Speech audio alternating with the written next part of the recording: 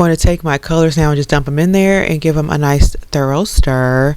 So I do kind of circles, and then I call it scoop up from the bottom. That's not a technical term or anything.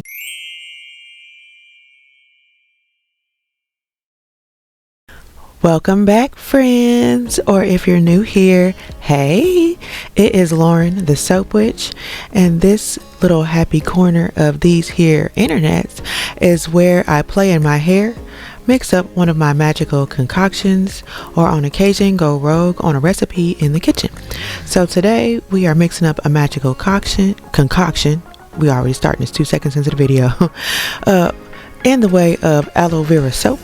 You already saw me pour the aloe vera juice. Now I am pouring the sodium lactate. Well, I just poured the sodium lactate. And now I am adding in my sugar, just regular granulated sugar.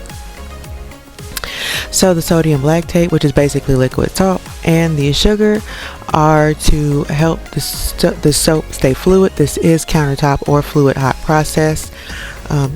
The sugar also helps to add just some more bubbles to the end result, and the sodium lactate helps to make a bit of a harder bar, both of those on top of making it more fluid to work with.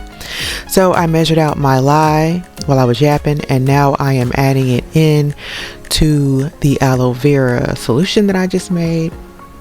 I'm gonna pour that in and give it a good stir until it becomes a little clearer. It won't ever become as clear as water because it's not water, but I just want it less cloudy, a little more clear.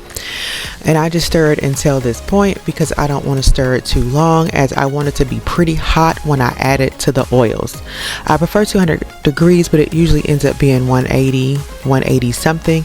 The oils, I'm trying to get them to be somewhere around 200 when I start the process, though if they're both at 180 and no less, those are both good temperatures for me. I feel like the higher the temperatures, the faster the soap cooks, the smoother everything goes, etc. So now I'm just stick blending, as one is to do when making soap. So I stick blend pretty much to completion, going through the emulsion phase, and then to trace. This used to be where I stopped, but now I keep going.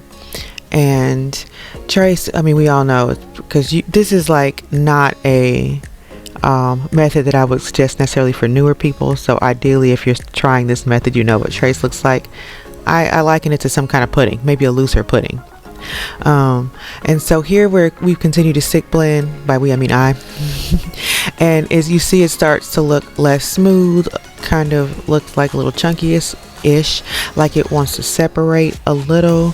That's what we're going for. Sometimes it kind of looks like it's got bubbles sort of popping down in there. That used to scare me. Don't be scared, keep going. That's right, it's what you want. As I've stick blending through this phase, it starts to look a little bit of that applesauce-y texture that they describe when you are making hot process soap and doing all the wonderful stirring. And I like to take out my stick blender to see if I'm going to get a volcano or not. Usually the first time I take it out, it's not volcanoing, but when I stick my stick blender back in there, I can tell that it's cooked, it's gotten thicker. This is when I start what I call my pulsing stick blend, where I'm just pulsing the stick blender and stirring with the stick blender at the same time, because I feel like it just is easier on the stick blender. A little less wear and tear, gonna extend the longevity of your expensive equipment. In my case, it's kind of expensive. You notice there was kind of like some white popping up there that I knew a volcano wanted to surface. I did a time lapsing here because it took a little while for that volcano to really volcano the way I wanted, but I still thought it was cool, so here it is. You know, I love that science in action. Okay, and then I'm just gonna go back in with my stick blender and just stick blend this all down with the pulsing stick blend, still stick blending and stirring. And I do this again till completion. It's starting to have that sort of mashed potato-y look to it. That's another phase. Let you know you're going in the right direction. You see that white lightish texture kind of popping through. That's the soap wanting the volcano. So on this one, I just know that I'm pretty much ending the stick blending phase here. I'm pretty much done with that, and I'm going to go on with my whisk and just really make sure it's all stirred together. I probably could have stopped stick blending before, but you know, whatever, it wasn't a big deal. Well, beforehand. whatever. Did you know what I'm saying? You know what I'm saying. Anyway, so I'm gonna just whisk this together until I'm satisfied. It starts to get that Vaseline look, shiny, very put together, smooth, no longer grainy. That's what we're going for. So now I'm measuring out my yogurt to help with the fluidity. It is full fat Greek yogurt. Yours doesn't have to be full fat or Greek, but you want it to be plain. And then I'm going to just dump that in there and give it a nice thorough whisking after I get all of my well, I just say it was yogurt all of my yogurt incorporated. And you'll notice as you stir your yogurt in that the soap batter becomes more fluid, gives it a more liquidy, less firm look and feel, especially right here. I can tell that it's nicely thoroughly incorporated. It's nice and fluid here. So I let that sit while I measure out my fragrance oils. This pumpkin apple butter is divine. Okay.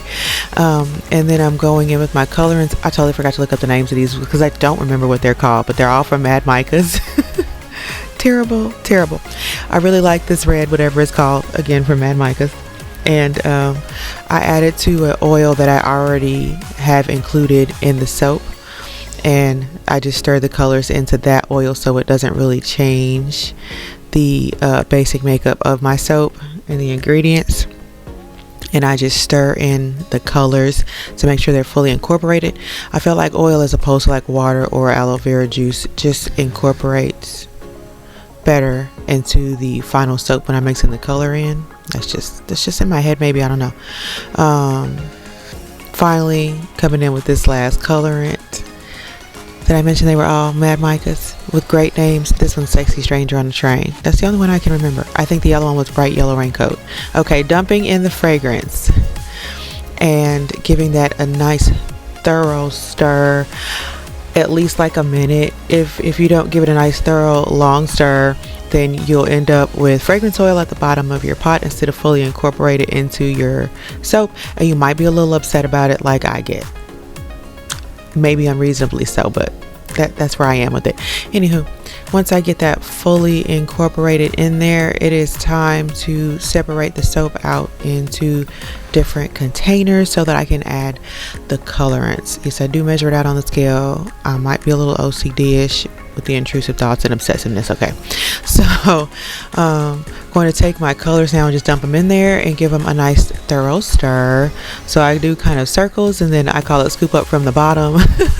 It's not a technical term or anything, but since it is fluid soap, but it's still obviously not as fluid as cold process, the colorants I feel like just need a little extra help to make sure they get fully incorporated in with the soap.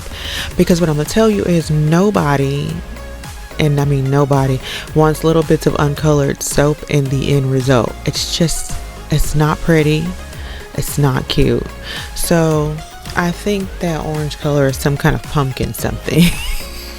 I really meant to look up the names before I started this voiceover and I didn't, and now we're too far in. We're in too deep. Okay, adding in the final colorant and just giving that a nice thorough stir before it is time to layer all of this into my loaf mold.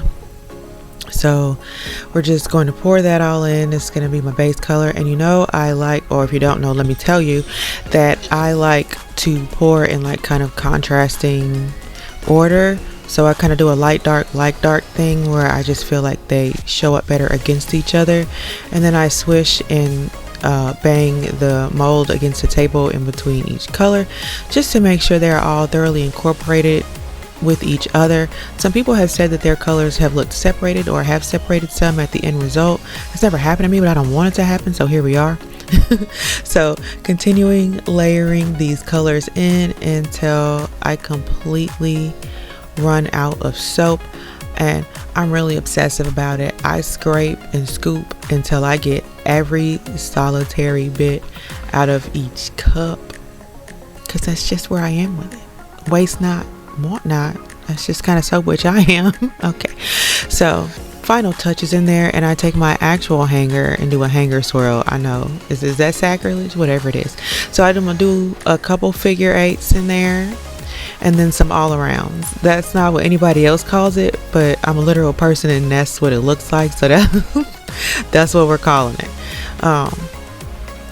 Just the perfect amount to make sure the design looks pretty on the inside, ideally, hopefully. And then I'm going to take my glitter and sprinkle it across the top. I like to do that before I swirl the tops because I feel like it incorporates the glitter into the top of the soap better and it just doesn't fly off everywhere, which is really annoying. So now that I've gotten that all done, the soap is looking real nice, real pretty. I'm a fan. I put that in the freezer for about 5 or 6 hours. Then I take it out and let it thaw before I start cutting. You want to let it thaw before you cut. I didn't do that one time and broke my cutter. So after I cut a piece, I wipe the wire off with a paper towel, scoot the whole loaf over, start over. I wipe it off so I don't drag residue through the rest of the cut. So this is pretty much it, guys. I do have a link for this soap below if you are interested in checking it out. I hope you enjoyed this video or got something out of it. If you like the special brand of sorcery that I bring to my little corner of the internet, go ahead and hit that subscribe button, friends, and give this video a like. I hope you have a magical day. I know I intend to. Thank you so much for watching, and I will see you in the next one, friends. Bye.